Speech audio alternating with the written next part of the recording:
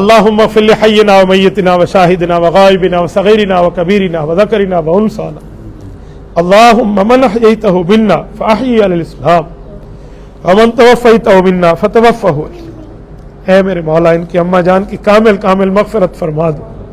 اے اللہ ان سب کو پسماندگان کو صبر جمیل عطا فرما۔ مولا ان کے آخرت کے منازل کو آسان فرما۔ اے اللہ رمضان میں موت کے جتنے فوائد جتنے وعدے ہیں آپ کے وہ ان کو عطا فرما۔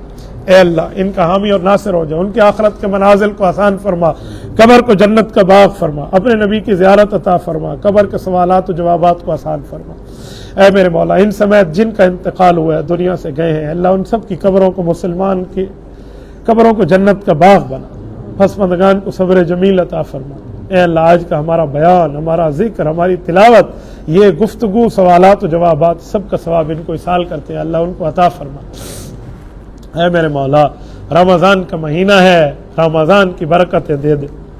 اے اللہ رمضان کا مہینہ ہے، رمضان کی برکتیں دے دے، رمضان میں شرور سے محفوظ فرما۔ آپ سارے حضرات دعا فرمائیں، یہ اللہ ان یہود اور نصارہ کو ذلیل اور رسوا فرمائے، یہ اسلامی ممالک پہ چڑھ دوڑے ہیں، یہ اسلامی ممالک پر حملہ آور ہیں۔